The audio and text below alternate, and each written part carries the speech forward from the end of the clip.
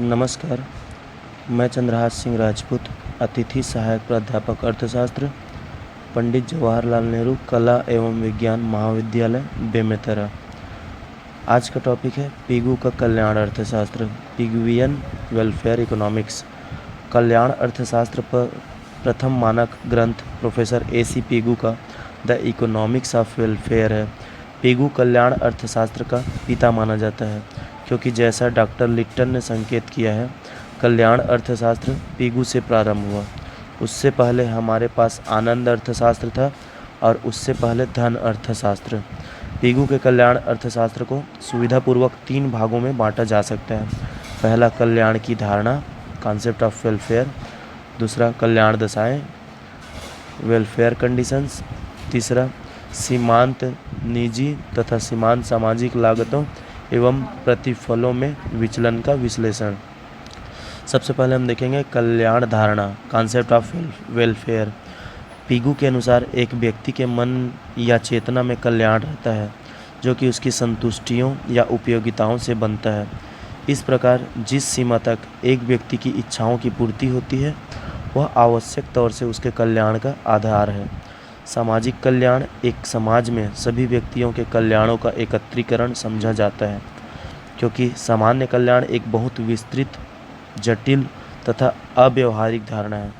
इसलिए पीगू अपने अध्ययन की सीमा को आर्थिक कल्याण तक ही सीमित कर देता है, जैसे कि वह स्वयं ही कहता है कि आर्थिक कल्याण कुल कल्याण का किसी भी तरह सूचक नहीं है, क्योंकि कुल कल्याण के बहुत से अन्य तत्व जैसे काम की गुणवत्ता, व्यक्ति का वातावरण, मानवीय संबंध, पद, निवास तथा सरकारी सुरक्षा आदि सामाजिक कल्याण में वर्तमान नहीं होते।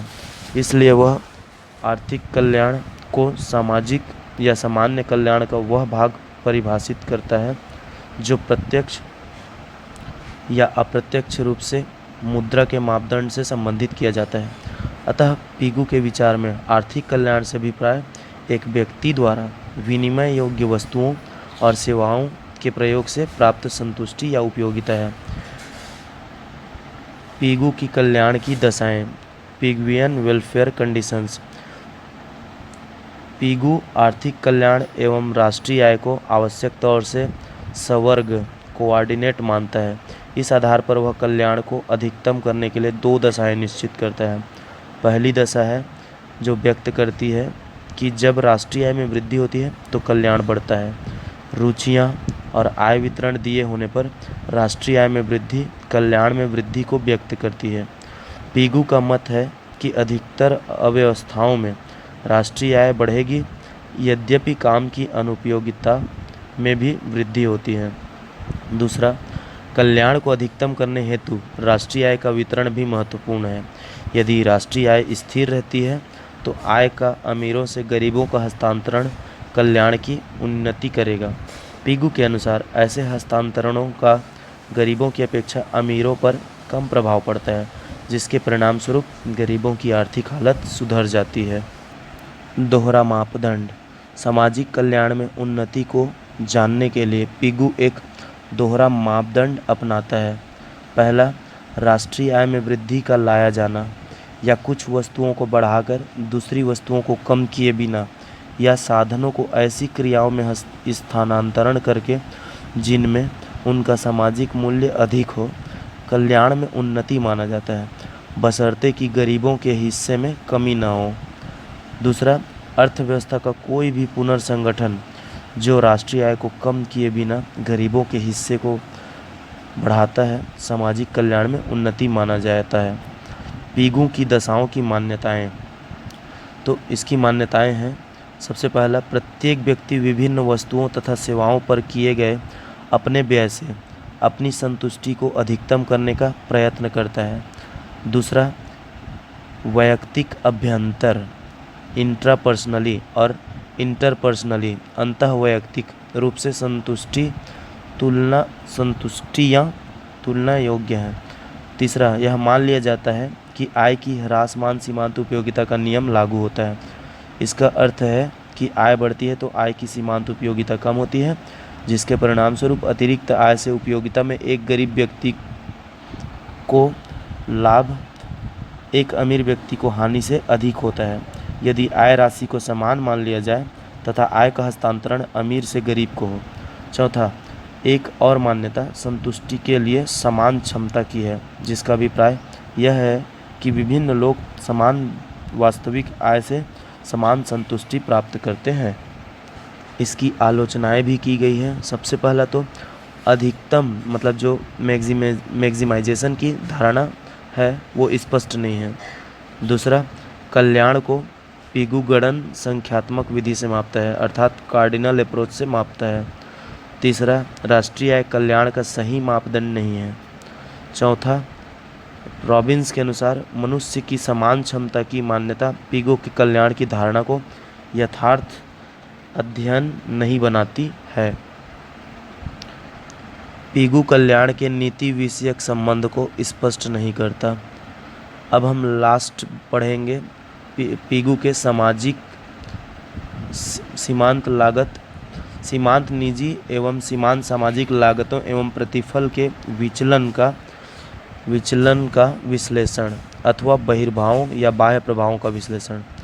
तो सीमांत निजी व सामाजिक लागतों एवं प्रतिफलों के बीच विचलन बहिर्भाव या एक्सटर्नलिटीज़ या बाह्य प्रभाव या बाह्य मितव्ययिताएँ एवं अमितव्ययिताएँ कहलाते हैं।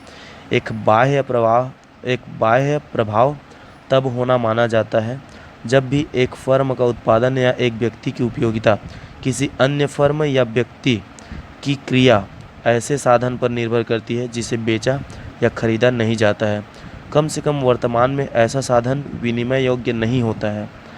बाह्य प्रभावों को व्यक्तियों और फर्मों के बीच अविनियमित परस्पर निर्भरताएं भी कहा जाता है, जो कि पारस्परिक एवं एक दिशात्मक हो सकती है। बहिर्भाव उत्पादन और उत्पादन से उपभोग की ओर जाते हैं। वे उपभोग से उपभोग और उपभोग से उत्पादन की ओर भी जा सकते हैं। बहिर्भाव धनात्मक और ऋणात्मक होते हैं। लाभदायक बहिर्भाव धनात्मक बहिर्भाव कहलाते हैं। महंगे बहिर्भाव ऋणात्मक बहिर्भाव कहलाते हैं। दूसरे शब्दों में, यदि निजी लाभों से सामाजिक लाभ अधिक होते हैं तो यह धनात्मक बहिर्भाव या बाह्य मितव्ययिताएं होती है। यदि निजी लागतें या निजी लागतों से सामाजिक लागतें अधिक होती है तो यह ऋणात्मक बहिर्भाव अथवा बाह्य अमितव्ययिताएं होती है। वास्तव में बहिर्भाव मार्केट अपूर्णताएं होती हैं, जहां वस्तु की सेवा या असेवा के लिए मार्केट कोई कीमत प्रदान नहीं करती है। इन बहिर्भावों से साधनों का कुवितरण होता है, जिससे उत्पादन या उपभोग इष्टतम स्तर से कम रह जाता है। इस प्रकार बाह्य प्रभावों के कारण अधिकतम सामाजिक कल्याण नहीं हो पाता। पिगो को इस बात का श्रेय है कि उसने इन बाह्य प्रभावों के कारण का विश्लेषण ही नहीं किया, बल्कि सामाजिक एवं निजी लागतों और लाभों के विचलनों को दूर करने के उपाय भी बताए, जिनका हम विवेचन करते हैं। सामाजिक एवं निजी लागतों और प्रतिफलों में विचलनों के कारण सबसे पहला कारण है उत्पादन की बाह्य मितव्ययिताएं।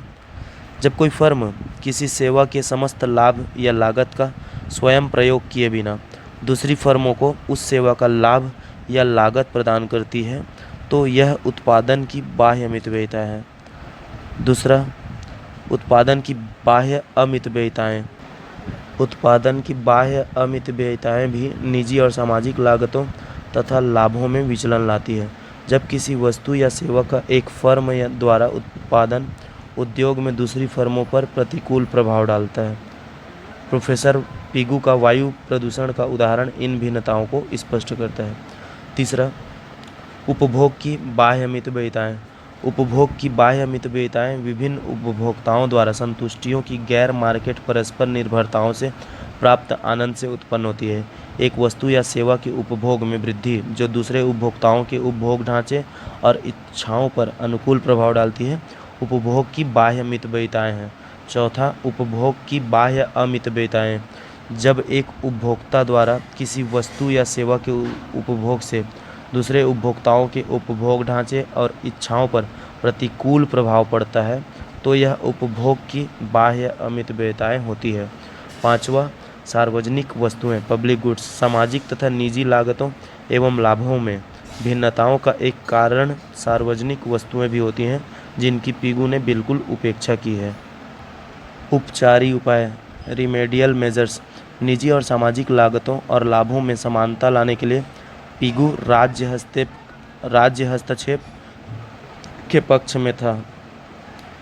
पहला, सामाजिक नियंत्रण उपाय। सर्वप्रथम पीगू आदर्श उत्पाद या इष्टतम कल्याण की प्राप्ति के लिए सामाजिक नियंत्रण के उपाय सुझाता है। उसके अनुसार राष्ट्रीय लाभांश अधिकतम होगा जब सामाजिक शुद्ध उत्पाद के मूल्य सभी संभव प्रयोगों में समान हो।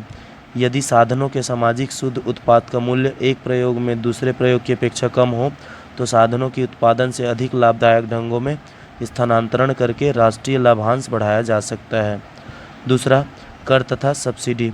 इसके अतिरिक्त पीगू ने सामाजिक तथा निजी लागतों एवं लाभों के अंतर को समाप्त करने के लिए करों या सब्सिडी के प्रयोग का सुझाव दिया। उनके अनुसार उत्पादन तथा उपभोग की बाह्य अमितव्ययताओं की सभी अव्यवस्थाओं में राज्य कर लगा सकता है। उदाहरण, सरकार प्रत्येक परिवार पर कर लगाकर फैक्ट्री में या फैक्ट्री के मालिक को आवास क्षेत्र से चले जाने के लिए एकत्रित कर राशि दे सकती है। तीसरा, सार्वजनिक वस्तुएं। चौथा, एकीकरण। पांचवा, संपत्ति अधिकार। चौथा मुख्य बिंदु पीगू की आदर्श उत्पाद धारणा है। तो पीगू की आदर्श उत्पाद की धारणा आर्थिक प्रणाली के इष्टतम कल्याण से संबंध रखती है। पीगू ने राष्ट्रीय लाभांश को कल्याण का सूचक माना है।